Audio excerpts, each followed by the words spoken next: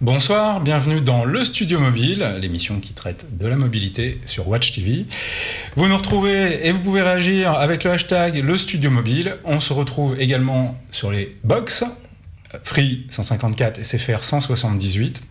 Aujourd'hui, nous recevons, outre Greg, comme d'habitude, Isabelle Guéguin de la société, que je ne m'abuse, Vigilant Rainbow, qui nous parlera d'objets connectés à destination des tout-petits, et Laurent Carsena, de Panasonic, qui nous présentera un magnifique petit produit photographique. T'as du mal à le nommer.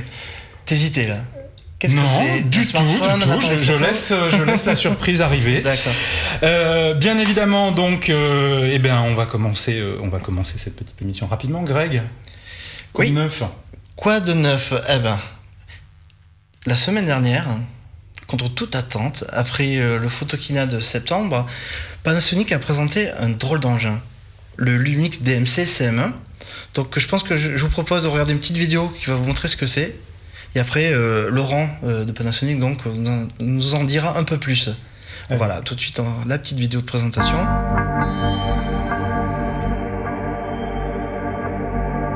A camera you can always carry with you. In a design that's easy to use.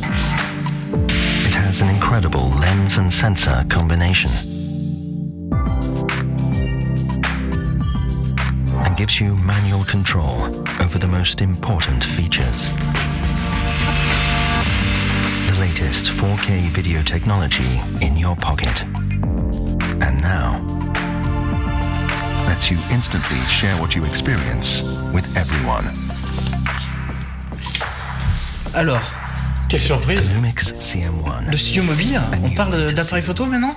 Ça se transporte, ça se bouge. Oui, mais Laurent alors. Bonsoir.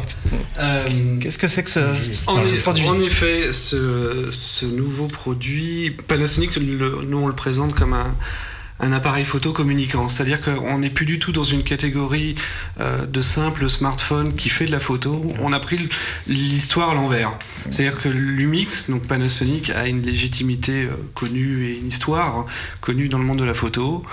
On a mis en place cette fonction de photo dans des conditions de photo expert greffée avec un smartphone. C'est-à-dire qu'on a pris le problème à l'envers. Plutôt que ce soit un smartphone qui fasse de la photo, c'est un appareil photo qui fait téléphone. Ça a l'air simple, on a l'impression que c'est la même chose comme ça, mais on a pris le problème dans l'autre sens. C'est-à-dire qu'en fait, dedans, on lui a intégré un vrai capteur d'appareil photo, qui est un grand capteur, qui fait 1 pouce. Ça parle peut-être pas à tout le monde, mais par esprit de comparaison, par exemple, ce capteur, il est 7 fois plus grand que ce qu'on aura dans un smartphone conventionnel. 7 fois plus grand. Ça veut dire plusieurs choses. Ça veut dire qu'en basse lumière, ça marche mieux. Ça veut dire que je vais pouvoir avoir une reproduction des couleurs plus fidèle. Laurent, je peux te l'entretenir? Bien sûr, on va le montrer. Un peu, voilà. Ça veut dire que je vais avoir la possibilité de l'utiliser totalement en manuel. Donc je vais autour de la partie objectif, il y a une bague de réglage qui pivote et qui permet d'avoir des réglages manuels qu'un photographe connaît, c'est-à-dire c'est ça la bague. Donc. Exactement. C'est-à-dire le réglage de l'ouverture, de l'exposition, de la vitesse, c'est ce qu'on aurait sur un appareil photo conventionnel, avec une optique de très bonne qualité, parce qu'on est partenaire depuis très longtemps de Leica, donc on a un objectif Leica monté dessus, grand angle. Nativement, et assez lumineuse, qu'on est sur une ouverture 2.8 pour ceux à qui ça parle, ce qui quand même fait partie des objectifs très lumineux sur le marché. Donc c'est vraiment ça, accompagné d'un design assez premium, finition, c'est un alliage de magnésium, donc autant dire que c'est solide, finition cuir, et derrière, vu que c'est un appareil photo, on lui a mis de l'extension mémoire avec de la carte SD jusqu'à 128 Go. D'accord. Donc c'est vraiment cette idée-là, c'est de faire un vrai appareil photo qui téléphone. Sa fonction première est avant tout d'être un appareil photo. C'est un petit peu, pour étendre l'idée à ceux qui seront un peu ceux qui font les photos avec le smartphone, mais qui trouvent ça des fois peut-être un peu décevant. D'accord. Déjà, bon, premier constat, la finition est vraiment magnifique. Hein. Ah bah, là, clairement, ça laisse sur place un peu tout le monde. Ouais, justement, alors c'est la finition premium, mais quid du prix? Ce bel engin sort dans les jours qui viennent, ça va valoir 899 €. Oui, donc dans les prix d'un smartphone haut de gamme. C'est ça, exactement. Sachant qu'on lui a équipé la partie smartphone et haut de gamme aussi. C'est un processeur Qualcomm Snapdragon très récent, 2 Go de RAM. On est sur un écran 4,7 pouces en Full HD. Donc ça, c'est un très bel engin. Avec un processeur dédié pour la partie photo-vidéo. C'est pas 4G, j'imagine. 4G, bien sûr, 4G LTE. Et derrière, pour la partie téléphone, évidemment, c'est Android KitKat, dernière version. Enfin, tant que le Lip-Hop n'est pas mis en place. D'accord. C'est vraiment... C'est très beau, je veux. C'est très joli. Isabelle ? Je trouve aussi que c'est un très bel objet. Personnellement, je fais beaucoup de photos. Et effectivement, je regrette souvent que l'appareil, le smartphone ne permette pas de faire toujours de très belles prises. Donc, c'est une solution. Moi, je trimballe toujours mon réflexe dans mon sac et c'est un peu lourd. Ouais, on est d'accord. Et surtout, par exemple, les photos en basse luminosité, là où les smartphones pêchent souvent. Les deux paramètres importants d'avoir un grand capteur dans un appareil photo, ça va être primo en basse lumière. Fortement, le capteur est plus gros, plus de lumière arrive dessus, c'est physique. Donc c'est plus facile de faire de la photo en basse lumière. De bonne qualité, j'entends, parce qu'il y a tous les appareils qui font des photos en basse lumière, mais après il y a le niveau de rendu final qui est pas le même, et la possibilité de commencer à faire des photos qui sortent de la photo souvenir, c'est-à-dire quelque chose de joli. Par exemple, je fais un portrait, je veux que mon portrait soit net et mon arrière-plan soit flou pour avoir. Et bien ça, un grand capteur permet de le faire. Un capteur de smartphone, par définition et par ses physiques, tout sera net, du premier au dernier plan. Il va le faire, mais pas en biais logiciel. Alors, il existe des smartphones qui le font par biais logiciel. Là, c'est physique, c'est propre au capteur, qui est un capteur au passage 20 millions de pixels. D'accord. On voit que les applications dédiées à la photo sont marquées Leica. Oui. Alors, le développement vient de chez eux? Non, il vient de chez nous. Ça vient de chez vous? Il vient de chez nous. Il n'y a que la partie optique qui est travaillée en accord avec Leica. D'accord. Et est-ce qu'il y a un petit moment que je n'ai pas joué avec un appareil photo Panasonic? Est-ce que l'interface photo est proche de celle qu'on peut retrouver dans un Compact Expert? Si ce n'est, les menus sont strictement les mêmes. Ah oui. On va, mais donc quand je dis que les menus sont strictement les mêmes, c'est sur tous les points de vue, y compris la possibilité de régler en manuel tout. Tout est débrayable. Bien sûr, il y a un mode automatique si on a besoin, mais tout est débrayable entièrement, comme n'importe quel appareil photo expert. Et on a même poussé jusqu'à être capable de faire de la vidéo, bien entendu, ça paraît logique, mais en 4K. Et du coup, la possibilité d'extraire des photos de ces vidéos. D'accord. Avec une fonction qui s'appelle photo 4K. D'accord. Alors, je vois qu'il y a un tout petit flash. Est-ce que vous avez prévu quelque chose pour aller un peu plus loin? Alors, dans la vraie vie, ce flash ne va pas servir beaucoup. Non. Tout simplement par rapport au fait que, justement, on est un grand capteur. D'accord. Tout l'intérêt... Et d'ailleurs, par extension, c'est ce qu'on a sur les gammes actuelles d'appareils hybrides qu'on est en train de sortir ou Compact Expert. Le flash est vendu dans la boîte, mais pas monté dessus. D'accord. Pour des histoires techniques de place, d'une part, mais parce que le message à véhiculer, c'est que c'est des appareils qui, en basse lumière, s'en sortent bien, et sauf dans quelques rares cas, ont peu besoin de flash. Donc après, il pourrait en avoir besoin de près, donc il est là. Et j'avoue qu'il est costaud. Il n'est pas prévu d'accessoires flash en plus. Une griffe non. D'accord. D'autres accessoires vont venir, par exemple des compléments optiques. Ce qui est normal, c'est un appareil photo, donc on va pouvoir lui greffer un grand angle, un fisheye ou un télézoom, un objectif pour faire de la macro. Et je crois d'ailleurs que... Exactement. Là, j'ai monté un fisheye sur... On va le montrer. Alors là, on se rend bien compte, c'est un véritable complément optique, c'est pas juste un gadget. Du tout. C'est des compléments optiques qu'on a développés pour notre gamme hybride et qui sont adaptés pour le CM1. D'accord. Complément optique, mais pas objectif. Parce que vous employez ce mot-là, d'accord. Un objectif, ça voudrait dire que je démonte celui qui est existant. Voilà, c'est ça. Là, je complète celui qui est existant. D'accord. C'est comme une sorte de doubleur de focale. Exactement. D'accord, c'est ça. Exactement. D'accord, c'est une lentille. Il n'y a pas d'électronique dedans. Quel est le niveau le ratio de perte de performance, puisqu'il y en a forcément un? À quel niveau? Par rapport à l'optique, on n'a pas toutes les informations encore. Les optiques sortent en janvier. D'accord. Donc pour l'instant, on n'a pas vraiment toutes les infos. Ok. Il a l'optique, alors il y en a 3, je crois. Il va y en avoir 4. 4 même. Donc macro, grand angle, fisheye et télézoom, qui vont tourner aux alentours de 100 € pièce. D'accord. J'imagine que le tout sera livré potentiellement dans un coffret en adéquation avec le produit. C'est en cours de travail, encore de négociation. Ça. Ok. Disponibilité. Là, officiellement, il est déjà en vente sur le shop Panasonic. Sinon, le lancement, on va dire le grand lancement au grand public, c'est pour le salon de la photo à partir du 13. D'accord. C'est très très proche de nous. Oui. Alors, je crois savoir que ce produit n'est pas dispo dans tous les pays. En effet. Donc en Europe, il y a l'Allemagne et la France. C'est ça, tout à fait. C'est une exclusivité mondiale pour ces deux pays-là. Il sort en Allemagne et en France en pays test pendant quelques mois et d'après les premiers retours, les tests et les retours sont bons. Le lancement mondial devrait être vers mars-avril. D'accord. Mars-avril. Et donc la totalité des accessoires, type grip, etc., arriveront en même temps. Ah oui. Ah, un grip. Oui, ça peut faire partie des choses qui sont dans les tiroirs. Quand tu as des grandes mains, c'est pratique. Oui. Ou beaucoup de photos aussi, non? Également, parce que ça... l'ensemble. D'accord. Ok. Moi, déjà, j'adore. Il y a... Mais toi, tu l'as pris en main. Je l'ai pris en main, oui, un petit peu. C'est pour ça. La semaine dernière. Bah déjà, c'est un bel objet, je pense que là, tout le monde peut dire ça. Et ce qu'il y a aussi, c'est qu'est-ce qu'il y a en face, en concurrent? Il y a Samsung, ils ont renoncé aux fonctions voix.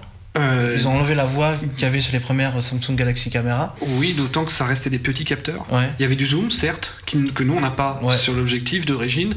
Cela dit, le capteur était 7 fois plus petit. C'était un capteur de smartphone, mais avec du zoom. Ça, c'est une philosophie un peu différente. On a joué plutôt le côté appareil compact expert, donc avec un vrai déclencheur, avec mise au point rapide, etc., sur lequel on a greffé une partie smartphone, et non pas un zoom qu'on a greffé sur un smartphone. Alors, du coup, une question quand même. Il sera vendu dans quel rayon?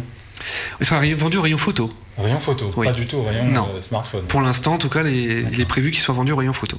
D'accord. Et vous pensez que des gens qui hésitaient à acheter un compact expert ou un hybride pourraient basculer vers un produit comme ça? Pourquoi pas? Ouais. Pourquoi pas? Qualitativement, pour les tests qu'on a fait nous en interne, on a des résultats qui, par moment, peuvent être assez impressionnants. Ouais. Parce que j'imagine que pour ce prix-là, en compact expert, on a du très lourd. Bien sûr, Non, là, on sort un compact expert qui est dans ces gammes de prix-là, oui, tout à fait. D'accord. Et Isabelle, votre point de vue, alors, plus d'amatrice de photos, au-delà du design? Ça donne envie d'essayer. Ouais. Est-ce que vous êtes du genre Instagram, réseaux sociaux? Oui. Bon, alors après, c'est pas forcément le même niveau de qualité qu'on a besoin pour utiliser Instagram, mais oui, non, je suis un peu bluffée par l'objet. Une cliente. Elle est vendue. Vendue. Ah, c'est ouais. Donc la batterie, on peut pas l'enlever. Hein, non, c'est une batterie de 2600 mAh qui est pas movible. Il est, allez, on va dire petite info, le futur grip, il y a forte chance qu'il intègre une batterie. D'accord. Okay. Et là, on peut partir une journée sans problème A priori, ça dépend de votre dose de la quantité de photos que vous allez faire. Ça a la capacité de photos qu'on aurait sur un appareil photo standard, c'est-à-dire aux alentours des 300 photos, grosso modo. Oui, donc il y a, évidemment, si on y va comme un dingue sur la photo, on fera pas la journée, mais à l'usage, pour l'utiliser depuis quelques temps, je tiens ma journée sans problème. D'accord. Moi, je suis conquis. Je sais pas, Laurent, toi moi, j'ai qu'une hâte, c'est de le prendre en main. Non, clairement, non, d'aller faire de la photo également un peu avec. Non, c'est un très, très déjà, je trouve ça tellement beau que... Oui. Bon, vous avez plein de clients, ça y est, là. Alors, attends. Non, celui-ci est codé. Ah oui, c'est le mien. Pardon. Tiens, on va prendre l'autre, on va faire une photo. Ah, il va faire une photo. Notre réal demande une photo, alors allons-y gaiement. Ici, alors, il suffit de basculer même le petit curseur qui est dessus, on passe directement en mode photo. D'accord. Là, on revient en mode smartphone, on revient en photo. Hop là. Avec un vrai déclencheur. Alors. Faut te souvenir. Tac. Alors, on va aller la voir. Moi, je suis... Ah, pardon. Plus tard. Hop, je sais pas si tu peux nous la montrer, voilà. Et donc on zoome devant. Voilà, qualité. On sent la complicité quand même. on sent que tu as utilisé le produit que va nous présenter. Bah oui, à ce moment j'ai les dents super blanches. Ah ouais, on se demande pourquoi. Alors. On a fait un concours de dents blanches avec Marie d'Andromag, j'ai gagné. Hein. Pourtant, elle fait beaucoup d'efforts, mais j'ai gagné. Et ouais, elle est super jalouse. Oui, bah c'est Marie quoi. Donc, je vais éviter de faire des bêtises. Ouais, là, tiens, voilà. Hop, on va le laisser. On va le laisser là, dans ma poche. Ouais. Laurent. Oui, dis-moi tout. Ah, il y a 2 Laurent qui se tournent. Forcément. Petit malin. Allez, Greg. Bon, en tout cas, bravo. Bravo Merci. Panasonic, bravo. Merci beaucoup. Vraiment, sous le charme. Bon, Laurent, t'as une autre petite actu? Oh, bah, Moins... comment dire Qu'est-ce qui se passe? On a une petite actu, on a appris récemment lors d'un communiqué de presse assez lapidaire l'arrêt de l'offre de chez B&U. Donc Bouygues arrête son offre low cost, peut-on dire, sans plus d'explications que ça. C'est bizarre, hein, vraiment. C'est très curieux. Une surprise, je pense, tout le monde. Extrêmement curieux. Bon, alors après, les informations sont très simples. Hein. Les clients actuels passeront chez Bouygues. D'ailleurs, ils sont fortement invités, si vous nous regardez, à aller télécharger les applications Bouygues Télécom habituelles, qui vont vous permettre d'accéder à tous vos services et gestion de compte. Voilà. Alors les tarifs resteront les mêmes. Bon. C'est un revirement marketing. C'est curieux. Enfin, de toute façon, on sait que Bouygues était depuis les histoires avec le rachat des SFR, on peut dire un petit peu sur la sellette. En tout cas, il y avait toute une problématique qui se posait. On sait que, il y a eu un plan social au sein de la société à la suite de ce non-rachat, justement. Donc, les conséquences. Est-ce que ça serait une des conséquences? Très probablement. Ouais. Après, on ne peut pas s'avancer, on n'est pas dans les petits papiers de la direction. Je crois que les abonnés ont reçu un SMS dans la journée. En même temps que le communiqué de presse, tous les abonnés recevaient un SMS pour leur annoncer la nouvelle. Ouais. Donc, si vous n'êtes pas au courant, checkez vos applications. Ouais. Voilà pour les actualités de la semaine. Ouais. Je crois qu'il y a une suite assez dense. On va attaquer. Alors, on va faire un petit brief rapidement de ce qu'on... Je pense qu'on va d'abord respirer un petit peu, non? Allez, on vous retrouve tout de suite après ça.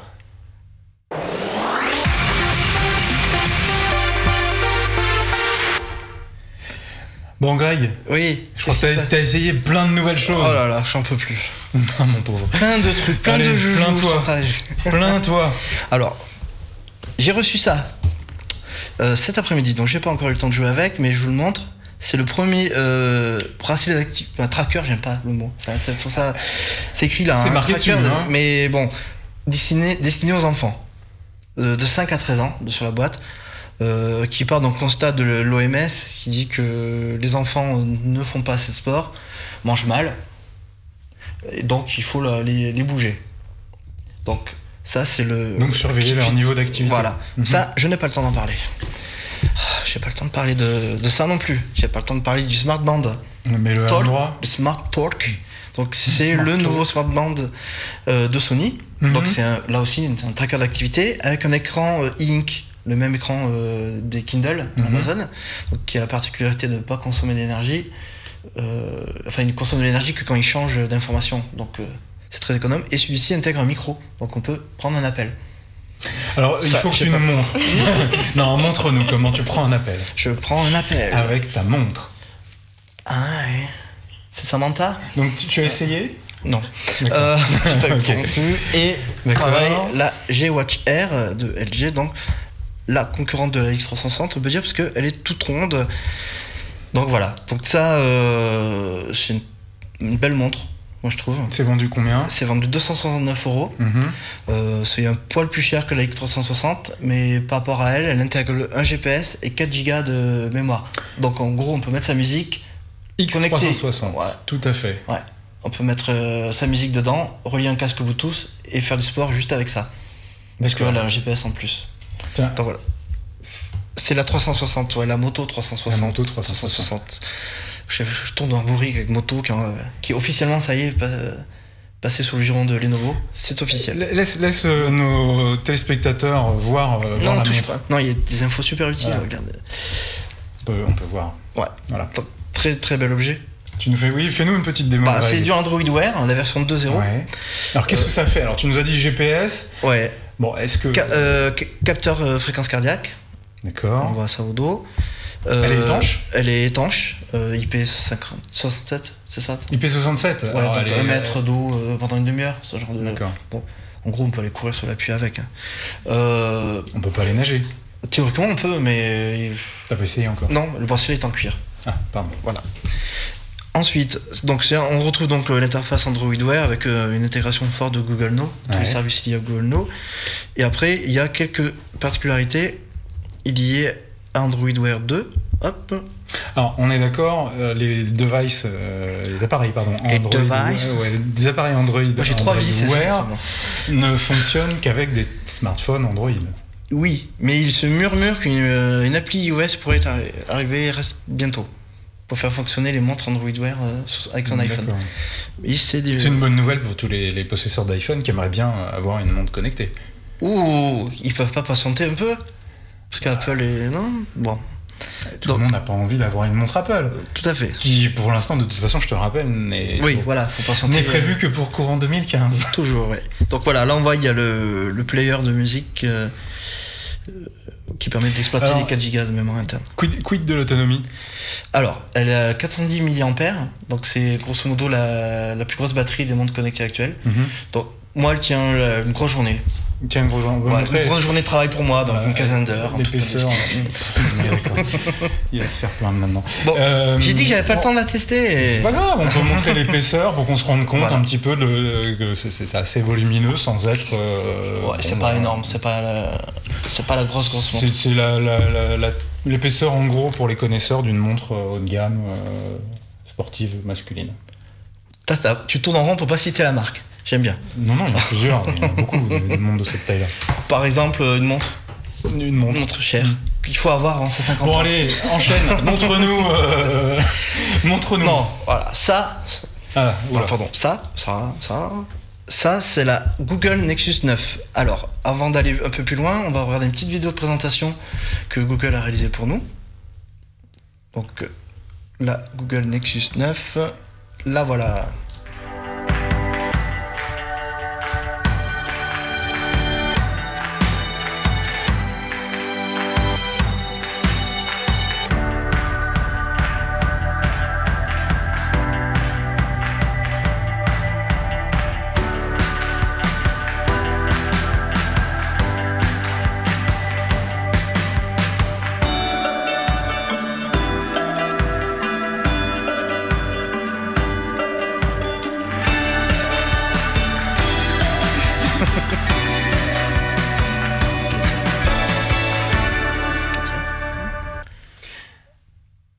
Donc voilà la Google Nexus 9.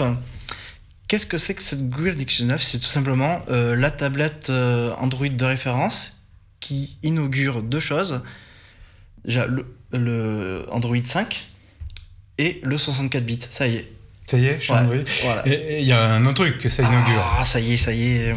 Attends. L'Apple Maniac débarque. Non. Le simple observateur. Dis-nous un peu plus sur ce magnifique format d'écran. Alors, c'est un truc tout nouveau. C'est révolutionnaire, c'est Google qui l'a inventé. C'est le 4 tiers.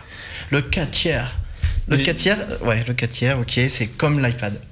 D'accord. Mais en plus petit, c'est du 8,9 pouces contre 9,7 pour l'iPad, mais oui, c'est du 4 tiers. C'est quand même un sacré retour en arrière. Non, il faut savoir évoluer. Et que les imbéciles ne changent pas d'avis. Qu'est-ce que je pourrais dire d'autre ?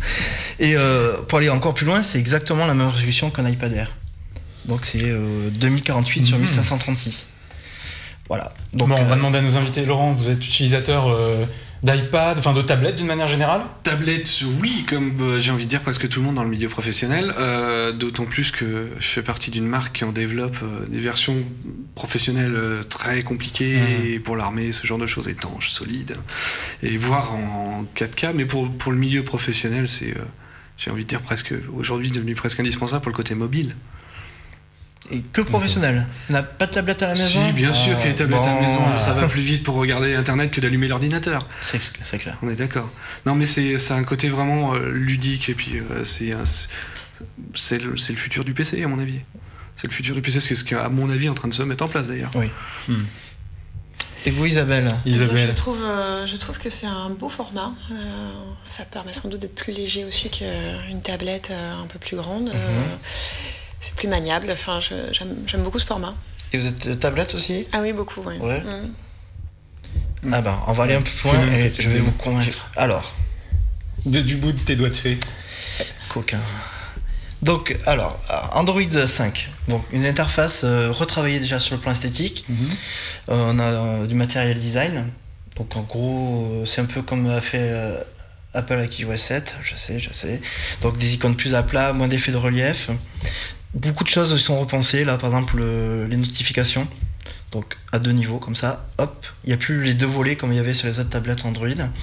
Où on savait jamais sur quel côté il fallait cliquer. Donc là, on a tout sur le même niveau.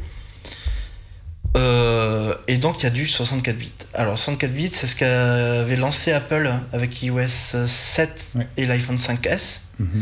Et là, on le retrouve donc pour la première fois sur Android. Alors explique pour les gens qui sont... Alors 64 bits, c'est difficile. En gros, il y a un énorme gain de performance. Ça, c'est évident. Un gain de performance qu'on voit là. Il n'y a aucune latence, tout ça. On voit tout se lance instantanément.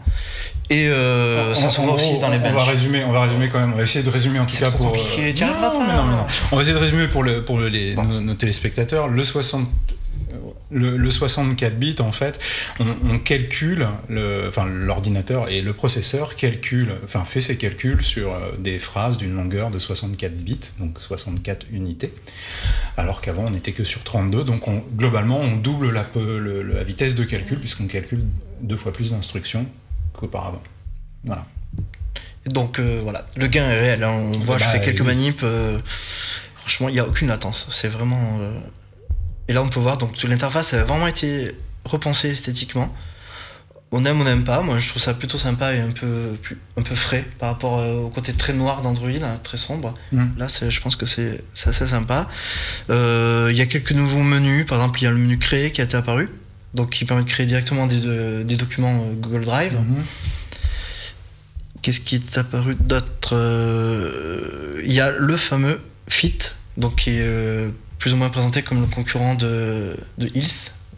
Donc c'est un agrégateur de tout ce qui va être lié aux informations de santé. Oui, bon, ça fait beaucoup de comme ici. On sait que tu viens du sud, tout ça, mais essaye. Je pense qu'Isabelle en est témoin. Je parle comment ça s'écrit. Arrêtez maintenant. Ça s'écrit Hills. Ok. Donc bref, j'ai fait allemand première langue, ok. Je rêve de t'entendre parler allemand. Ja, ich liebe dich. Ein Currywurst. Oula. D'accord. Bon. Est-ce que tu sais comment on dit chaussette en allemand? Non, je sens que tu vas nous le dire. Schtroumpf. Comme les schtroumpfs. Enfin bref. Donc, alors, qu'est-ce qu'il y a là-dedans? Il y a un tout nouveau processeur qu'on n'avait jamais vu jusqu'à présent, qui est la version 64 bits du Nvidia K1. Alors, honnêtement, c'était bizarre. Parce que le K1 qu'on a vu notamment sur la Shield tablette, c'est un 4 cœurs qui est vraiment extrêmement puissant. Et là, on se retrouve juste avec un double cœur. Oh, qu'est-ce que c'est? Et en fait, ce double cœur est plus performant encore que le 4 cœurs d'avant. C'est juste une tuerie en bench.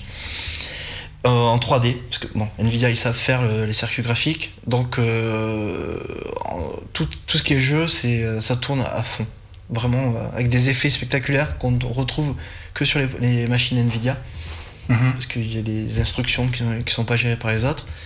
Donc c'est vraiment pour le jeu, c'est vraiment ce qu'il y a de mieux aujourd'hui. Oui, bon, c'est mieux que. Je sais très bien. Là, mais les jeux, on sait que les jeux sur mobile sont parfois très sympas. On a présenté nombreux ici. Mais c'est vrai que c'est pas non plus la meilleure plateforme pour jouer. Je pense que si, moi. Moi, j'ai 2 garçons à la maison ils passent leur temps. De 9, ils ne touchent plus leur console depuis qu'ils ont des tablettes. Alors bon, ils trouvent ça peut-être plus sympa, ça leur sert à autre chose en même temps. Donc ils peuvent arrêter de jouer 5 minutes pour regarder une vidéo sur YouTube sans avoir à aller chercher l'autre appareil.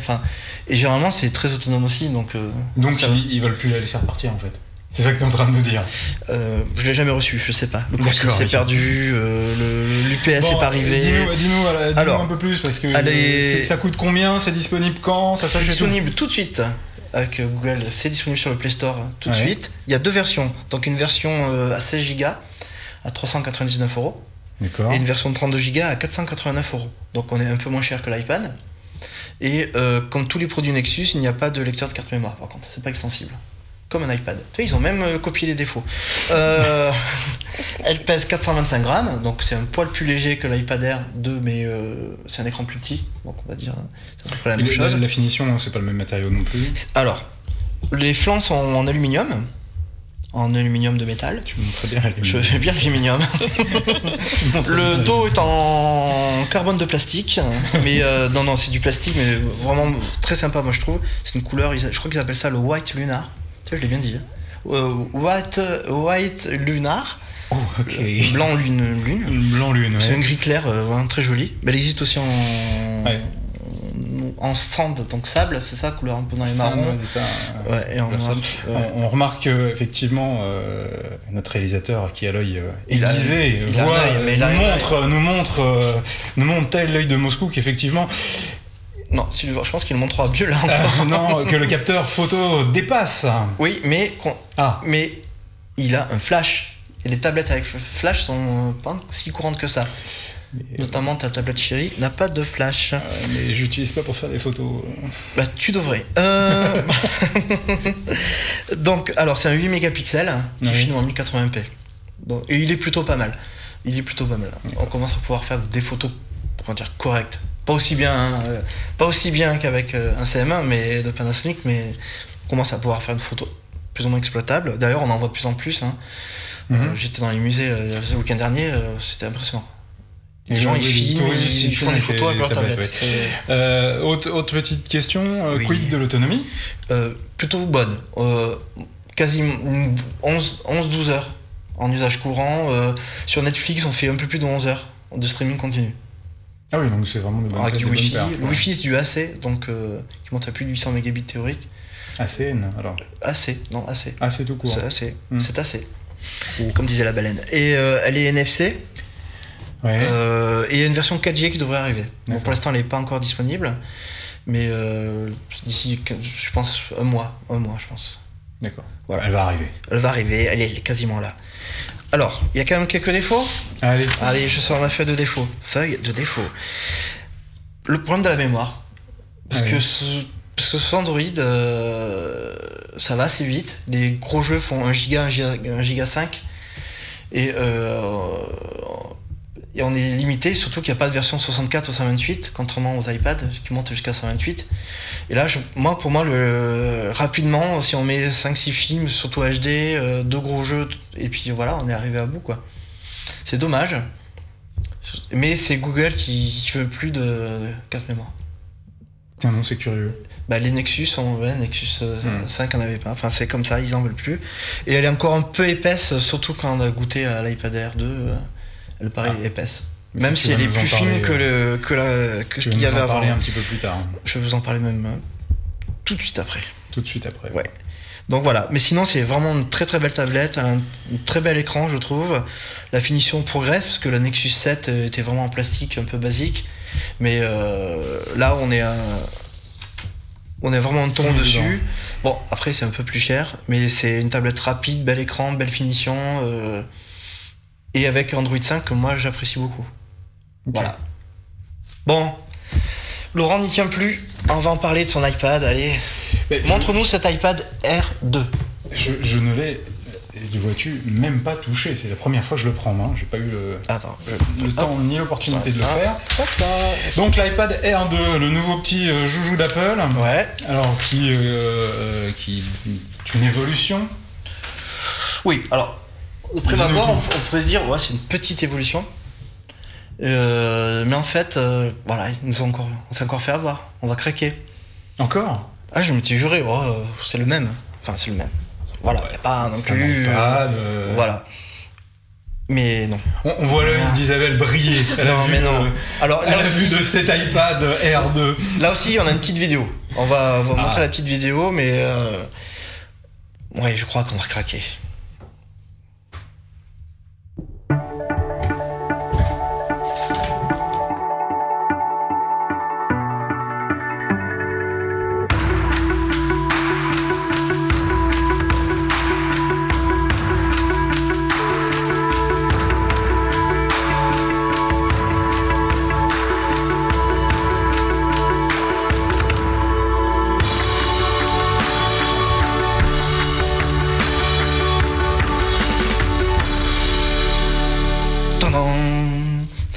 Voilà l'iPad Air. Alors, premier truc, c'est la finesse. Donc on le voit, c'est pas un hasard s'il est souvent présenté de profil. On peut faire plus fin que l'iPad Air. Qui était déjà très très fin. Ouais. Là, on est à 6,1 mm. Contre 7,5. Donc on est vraiment dans ce qu'il y a de plus fin. Alors, Dell a sorti une tablette aux US qui est encore plus fine, mais qu'on n'a pas encore en France. C'est la Venus qui est à 6 mm. Mais bon, grosso modo, c'est la même chose. Non, continue. Donc 437 grammes. Donc ils ont gagné encore une trentaine de grammes. Est-ce qu'on sait sur quoi ils ont réalisé? Alors, bon, ça fait un peu peur, parce qu'ils ont enlevé quelques milliampères à la batterie. Donc plus de 1000 milliampères, la batterie est plus petite. D'accord. Donc le gain est là en fait. Non. Pour la finesse ou pour le poids, tu parles? Les deux. Les deux. Et pour la finesse, il y a une nouvelle technologie d'écran. Donc un écran LCD traditionnel est à 3 couches. Ça on l'avait vu lors de la présentation. Voilà, de l'iPhone 6. Mais là, c'est le même truc. Ils ont regroupé les trois couches d'un écran LCD en un seul. Donc normalement, il y a le vert, la couche tactile et le LCD. Là, tout est en un seul. Tout est imbriqué. Donc ils ont gagné en épaisseur là-dessus. Et ça donne un petit effet. Alors, moi, je suis pas très sensible à cet effet. D'autres le voient beaucoup plus que moi. Un effet, on a l'impression que les icônes affleurent de l'écran. Moi, qui sont collés sur le dessus. Bon, après, et apparemment, vous allez voir, ça se voit un peu plus sur les livres. Voilà. Mais bon. Sinon, l'écran, lui, c'est la même dimension. On est toujours à 2,7 pouces, toujours la même résolution, 2048 sur 1536. De l'extérieur, qu'est-ce qu'on voit qui change? On voit ce petit bouton Home. On n'a plus le petit carré blanc. On a à la place le Touch ID qu'on voit sur l'iPhone 5S. C'est généralisé maintenant sur tous les iPhones de la gamme. Ouais. Voilà. Et donc voilà, ça c'est le Touch ID, donc lecteur d'empreintes digitales. C'est extrêmement pratique. Pour déverrouiller, ça évite de rentrer le code. Tous les iPhones, effectivement, pour l'avoir fait essayer, moi, des gens qui n'étaient pas du tout iPhone. Alors, je pense que j'imagine que vous êtes sur un téléphone de la marque de chez vous. Non. Parce que ça fait quelques temps qu'on n'en a plus. D'accord. Oh, les Lougas, il était très bien. Oh, oui, c'est vrai qu'il était joli. Ouais. Non, mais pour avoir fait essayer ce Touch ID, donc ce lecteur d'empreintes digitales, pour remettre ça pour les gens qui seraient restés au fin fond de l'Alaska. Extrêmement pratique, c'est instinctif et d'ailleurs nombre de fois on s'est tous fait piéger, utilisateurs d'iPhone et d'iPad, à poser le doigt sur l'iPad en attendant que ça se déverrouille et mettre plusieurs secondes à réagir avant de se dire ah non, il faut encore tu peux Greg va nous montrer ça. Je voulais pas enregistrer les doigts de Laurent, du coup j'ai enlevé. Non mais les tiens. Mais oui, non, je veux remettre mon doigt, il faut que je le réactive. Attention, regardez pas mon code. Raté. Regardez pas mon code, c'est la date de naissance de ma femme. Non, bon, ça on va. Voilà. Donc normalement, j'ai. On va le mettre en veille. Hop. Normalement. Et voilà, instantané, il n'y a rien à faire. Imagine. C'est honnêtement le S5 de Samsung là. Mais il faut faire ça comme ça. Ah, il y a un passage à faire. Voilà, donc c'est beaucoup moins pratique. Donc nous on fait juste. Vas-y. En fait, instinctivement, quand on prend son iPad ou son iPhone en main, on pose le doigt sur le bouton Home. Et là, on pose le doigt sur le bouton Home et on le déverrouille dans le même geste. Il n'y a qu'une seule main. Donc c'est vraiment très pratique à l'usage. Et sur le Samsung, lui, il faudrait faire comme ça. Voilà. Passer le doigt comme il y avait sur les PC portables il y a quelques années, quoi. Donc c'est inutilisable parce qu'il dirait qu'il faut deux mains, parce qu'une main pour tenir le téléphone et la deuxième main pour passer le doigt. pas avec le doigt. Donc non, c'est beaucoup plus pratique. Et moi qui mettais pas de code de verrouillage parce que ça me tapait mes 4 chiffres à chaque fois, voilà, ça m'agaçait. Là, je le fais parce que c'est instantané. Donc c'est clair. D'ailleurs, de mémoire, Apple avait communiqué là-dessus depuis qu'ils ont installé, qu'ils avaient généralisé sur l'iPhone 5S le lecteur d'empreintes. Le taux d'agression et de vol de ces téléphones avait chuté. Ouais. Alors à cause d'Android. De BlackBerry. De BlackBerry. Voilà. Alors ce qu'il y a de plus, là c'est sous iOS 8.1. Et donc Apple a ouvert avec iOS 8 ce Touch ID. Maintenant, des applications tierces peuvent en tirer profit. Il y a OneDrive, le cloud de Microsoft, et Dropbox. Et Dropbox, voilà. Si on met un code à son Dropbox, maintenant on déverrouille avec le doigt. Après, il y a le NFC, comme dans l'iPhone 6, pour Apple Pay. Pour Apple Pay uniquement. Qui va arriver aussi, oui, toujours bridé à Apple Pay. Et donc voilà, moi je trouve ça très pratique. De l'extérieur toujours, on remarque la disparition du bouton de verrouillage qui était là avant. Oui, que j'ai cherché à l'instant pour te montrer. Le bouton de verrouillage, je sais pas comment on peut le montrer. Qui était ici. À côté du volume, là. Voilà, qui était à côté du volume sur les précédents, si on le voit bien, qui se retrouve comme sur les anciens iPhones. Non, il se retrouve pas. Il est uniquement dans le menu en bas. Ça, c'est le bouton d'allumage. Le verrouillage ? Non, le verrouillage de la rotation d'écran. La rotation d'écran, mais tu parles de verrouillage. Voilà, qu'on trouve là maintenant. Voilà, uniquement dans le. Voilà. Oui, d'accord. Il n'y a plus le bouton. Bon, après, c'est pas. Moi, je trouve pas que ça soit une perte irréversible, mais. Non. Il y a des gens qui ont râlé. Oh là là, les gens, ils râlent. C'est pas nous, dès ça. que tu changes. Ah là là, mais c'est la France. Enfin. Et. Donc. Mais. Alors, de l'extérieur, moi j'ai une version grise sidérale. Il existe aussi en blanc. Ouais. Donc, avec là, ce coup-ci, le cadre d'écran sera blanc. Et ils introduisent le doré, comme sur les iPhone 6. Enfin, le 5 aussi était doré. Ah, moi, je l'aime pas, le doré. Non pas que ce soit un doré vraiment. D'ailleurs, ils l'appellent pas doré. Gold, Gold. Je crois que c'est Gold. Ouais, je crois qu'il appelle Gold. Ce que j'aime pas, c'est que donc il est un doré mais un peu cuivré, donc c'est pas bling bling. C'est que là, ça c'est une version 4G. Donc c'est les antennes 4G. Sur la version dorée, là on a une bande en plastique grise. Et je trouve que c'est pas beau. Le noir et le gris, ça va, mais j'ai très bon goût en matière d'habits. Moi, j'ai pas des carreaux. Et mais Apple a quelques trucs sympas. Précise, parce que sinon personne ne va comprendre. Précise, on va préciser pour nos téléspectateurs qui ne seraient pas aguerris à l'usage télévisuel que effectivement aujourd'hui, comme vous pouvez le remarquer, je porte une petite chemise à carreaux. Qui est normalement ce qui ne se fait absolument pas en télé. Il sert de mire en fait. Voilà. Donc si vous voyez des trucs bizarres dans votre écran, ne vous inquiétez pas, c'est normal, c'est ma chemise. Voilà. Il faut toujours qu'il se distingue celui-là. Apple nous a réservé quelques surprises à l'intérieur. Comme d'habitude, ils ne disent pas ce qu'il y a dedans. Il faut attendre de l'avoir en main pour savoir ce qu'il y a comme processeur, comme mémoire, comme. Et figurez-vous que, petite surprise, allez, on retrouve le A8 de l'iPhone 6, mais dans une version X. Non. Laurent, calme-toi tout de suite, ça n'a rien à voir avec ça. Non. C'est que c'est une version donc boostée, mais ils se sont pas contentés de monter un peu la fréquence, ils ont greffé un 3e cœur. Donc là, c'est un processeur triple cœur.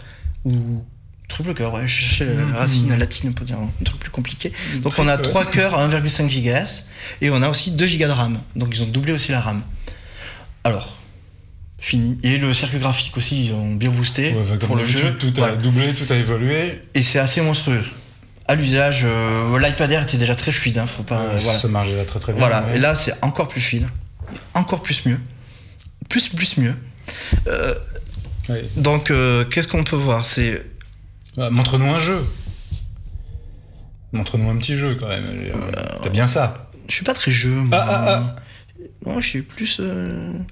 Donc, là, c'est un bench de jeu. Et là, on est entre 20-40% plus rapide. Sur tous les benches graphiques ou les benches où on mesure vraiment la puissance du processeur. C'est juste un truc. Explique, parce que tu parles un jargon technique très technique. Mais non. Un benchmark. Isabelle, Alors, non. c'est un benchmark pour les téléspectateurs qui ne connaîtraient pas le grec dans la langue. C'est un logiciel d'évaluation des performances Waouh. techniques Benchmark. des processeurs. Bande mesure. Oh. Eh oui, c'est anglais. Je peux pas comprendre. C'est cela. Donc en gros, Voilà. c'est. Ça permet d'évaluer les performances ouais. globales d'un Voilà. appareil. Alors c'est un peu délicat à dire parce que son prédécesseur était une machine très rapide et très fluide, mais là c'est juste un peu mieux. Alors quand on a les deux, moi j'ai les deux, du coup au quotidien on voit, c'est plus rapide, tout se lance un peu plus rapidement. Je les ai mis en face. Le gain est mesurable en pourcentage, c'est quoi? Puissance pure processeur entre 20 et 40%. D'accord. À l'usage, tout bêtement, si on lance un jeu comme un gros jeu de voiture Asphalt 8 qui est optimisé, le jeu se lance 2 fois plus vite. Alors, le lancement du jeu, c'est une chose, mais et après c'est très à l'usage. À l'usage, il y a plus de FPS, c'est encore plus fluide. La voiture réagit plus vite. Voilà. Ah oui, FPS, frame per seconde, donc des nombres d'images par seconde. Je vais te parler allemand, toi tu vas voir ce que tu as. Vas-y. Donc Apple a également amélioré le capteur photo, qui était de 5 sur le R, et là on passe à 8. Ils ont rajouté le mode 240 images par seconde, comme l'iPhone 6, et le mode rafale, qui n'était pas non plus dans les précédents iPads. En gros, on se retrouve avec les performances de l'iPhone 6. Non, parce que le capteur on est plus autour d'un iPhone 5. D'accord. Parce que le capteur n'est pas le même quand même, il est un peu moins lumineux. Il y a une focale de 2.4 contre 2.2 pour l'iPhone 6. D'accord. Donc c'est un peu moins lumineux, c'est un peu moins bon. Il n'y a pas les stabilisateurs optiques qu'il y a dans l'iPhone 6 Plus. Il filme en 1080p, bon, ça c'est pareil. Mais voilà, il y a un ton dessus en photo aussi. Bon, c'est un des meilleurs. Avec ça reste qu'une tablette. Bah, il y a des gens qui font des photos avec leur tablette, Laurent, qu'il ne t'en déplaise. Ça c'est toi. Toi qui fais des photos avec des tablettes. Non, je fais pas de photos, du tout. Je fais des photos que quand j'aurai un MC1 Panasonic, un CM1, pardon, Panasonic. On connaît tous ton compte Instagram. Ouais, fabuleux. Je vous conseille. Qu'est-ce qu'ils ont fait d'autre dedans? Eh bien, je pense que j'ai fait à peu près le tour. Leur résolution d'écran identique, plus léger. Ils ont amélioré aussi la partie. Attends, ils ont amélioré aussi la radio. Donc on est passé au Wi-Fi AC, donc beaucoup plus vite. Et la version 4G supporte 20 bandes supplémentaires. Donc en gros, il couvre avec un seul modèle à peu près tous les pays où il y a la 4G déployée aujourd'hui. Donc jusqu'à présent, il fallait un modèle acheté aux US, fonctionnait pas très bien en 4G en France, et là, on peut y aller. Là, il n'y a plus de soucis. Moins de soucis. Il y a encore quelques pays qui ont des bandes de fréquences un peu à part, mais... Bon, parle-nous des choses qui fâchent. L'autonomie et le prix. Voilà, allez. Alors, comme j'ai dit tout à l'heure, ils ont mis un processeur plus puissant, une batterie plus petite. On pouvait craindre que l'autonomie en pâtisse. On peut pas vraiment dire ça. Il n'y a pas de progrès, c'est on va dire 10% moins bien, mais ou à peine perceptible. Ils ont bien limité les dégâts. Encore une fois, ils ont bien optimisé l'OS, ils ont bien optimisé ils maîtrisent totalement l'OS et le hardware. Du coup, ils ont. Voilà, je m'entendais à un truc. Tout fonctionne bien, sans que ce soit rédhibitoire. Non, ça va. Okay. C'est une nouvelle. Oui, parce que c'était par contre, du coup, la mauvaise nouvelle. Non, les prix sont dans les mêmes eaux. Les prix. Ouais, c'est dans les mêmes eaux. On attaque à 499 € avec la version 16 Go Wi-Fi et on monte à 825 en version 128 Go 4G. À noter que comme l'iPhone, ils ont supprimé la version 32 Go. Donc maintenant, c'est 16, 64, 128. C'est à peu près logique. C'est à peu près logique sur une tablette. Bah, je sais pas. La 128 se destine à des usages importants en vidéo et pour les gens qui travaillent. Puisque maintenant, quand même, il faut voir, hein, comme on le soulignait tout à l'heure, les tablettes vont peut-être à terme, qui sait, remplacer nos chers PC. À moins dans un usage. Au moins dans un certain usage nomade. Je pense que 80% des gens, ce qu'ils font avec l'ordi. Et donc, on a besoin d'un peu plus de mémoire pour ça. Surtout qu'il n'y a pas de micro SD, hein. Ça c'est Apple. Ouais. Donc voilà, je sais pas, Isabelle, prête à craquer là, je sens. Hein. On voit l'œil qui frise. Bon, j'avoue que je suis plutôt. J'aime la fluidité d'Apple, donc c'est vrai que là, on sent qu'on a un bel objet. Ouais, ils ont bien travaillé encore. Hein. Avec une belle image en plus. Bien travaillé. C'est les leaders en tablette, faut le rappeler. Surtout dans l'eau de gamme. Dans le haut de gamme, Voilà. bien sûr, oui, évidemment, oui. Dans le haut de gamme. Le haut de gamme, ça reste, Apple reste la référence. Ouais. En Mais tablette. même si on a vu On avec le la voit, Nexus 9, on a d'ailleurs, oui, mais on a quand même, c'est un truc intéressant à souligner, c'est quand même intéressant de voir que le format des écrans des iPads n'a pas changé en dehors de l'arrivée de l'iPad mini. D'ailleurs, tu nous en as pas parlé de l'iPad mini qui est arrivé en même temps. Et je finis juste que Google maintenant se met à reprendre ce format, ce ratio d'écran parce qu'il est beaucoup plus générique et beaucoup plus pratique Après, pour beaucoup d'usages. pour beaucoup d'usages, mais bon, si on s'en sert que pour regarder des films, par exemple, on a des belles bandes noires quand même. Hein. On a l'impression d'avoir une tablette 7 pouces. Certes, mais qui ne fait que regarder des films sur cette tablette? Moi, je regarde aussi des dessins animés, mais non, oui. Non, il y a des usages, forcément, le 16/9 sera plus indiqué, et voilà. Après, il y a des formats un peu intermédiaires. Il y a le 16/10 de la Nexus 10. Il y a le format que Microsoft a mis pour sa Surface Pro 3, qui est du 3,5. Bon, mais allez, voilà. on va arrêter parce que tout le monde va s'embrouiller. On va passer à des choses encore plus intéressantes. Oui. Je crois qu'Isabelle, vous avez un produit assez intéressant à nous proposer et à nous montrer, puisque vous avez ramené en plateau. Alors, on parle de Vigilant Rainbow. Voilà. J'ai bien dit. On a une petite Ok. vidéo. On a une petite vidéo. Une petite vidéo de présentation. toute mignonne, oui. Alors, on va demander à notre cher Réal de nous passer ça Voilà. Donc, rapidement. voilà, on la voit.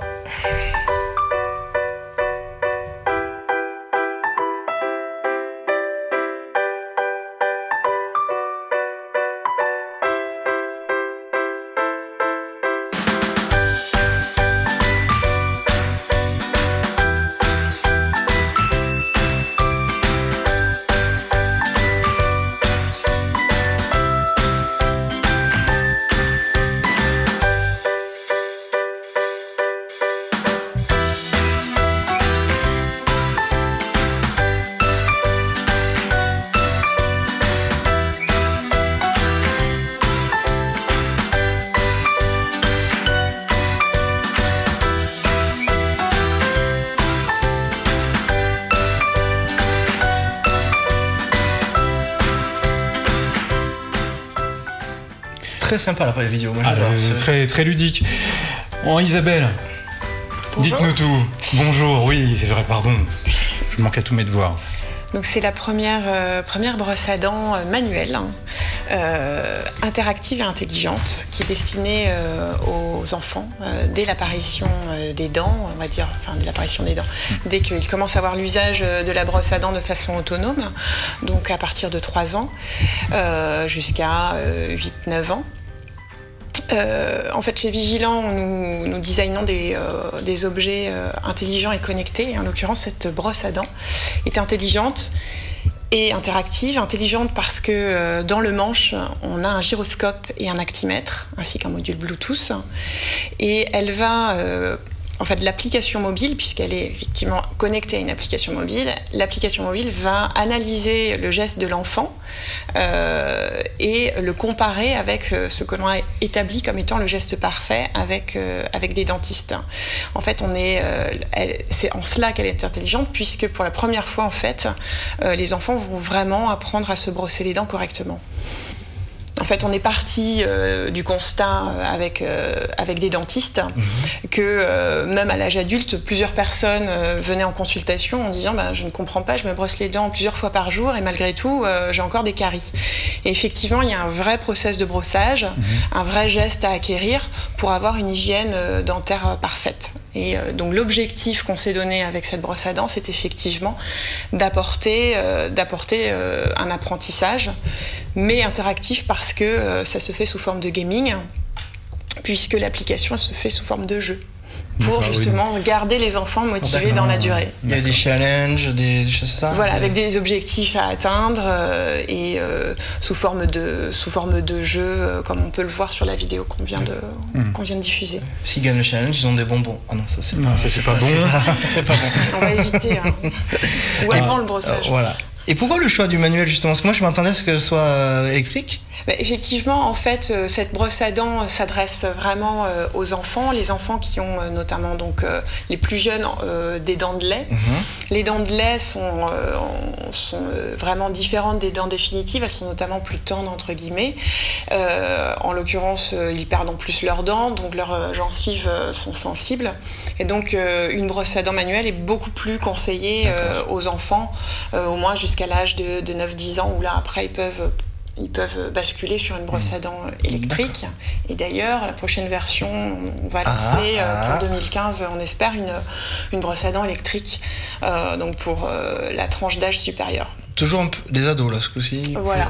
Pas encore adultes, mais des ados. Voilà. D'accord.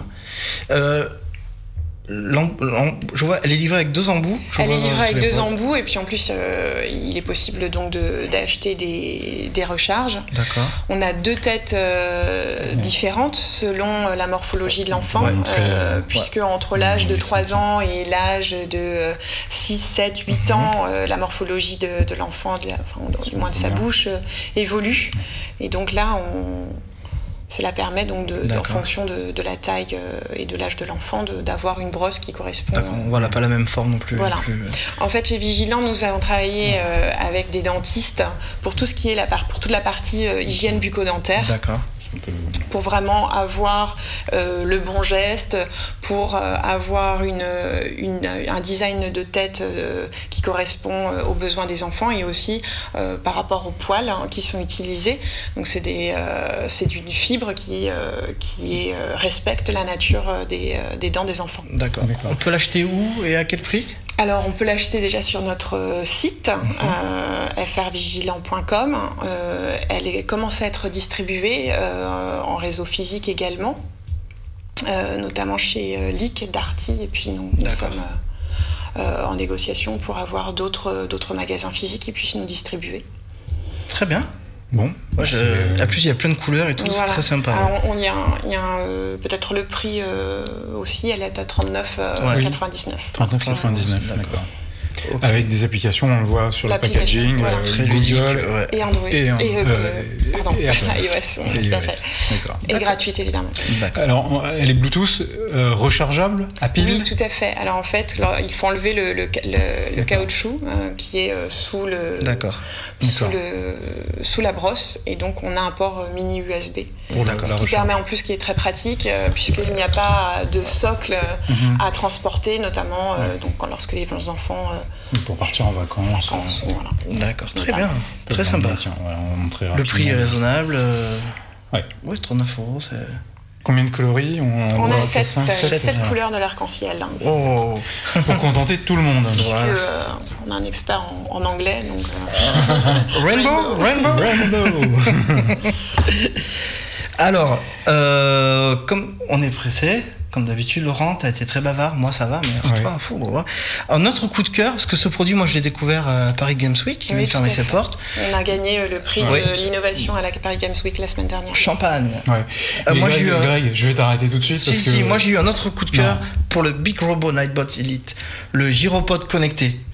Mais c'est un produit vraiment sympa, mais je pense qu'on pourra peut-être le tester. On le voit là. Ça, c'est ce que ça devrait être, ce qu'on voit à l'écran derrière nous. Et je te propose qu'on fasse l'essai. Et là on vous le montrera sur le plateau. Et on vous montrera la prochaine fois. Voilà. Vraiment la prochaine fois.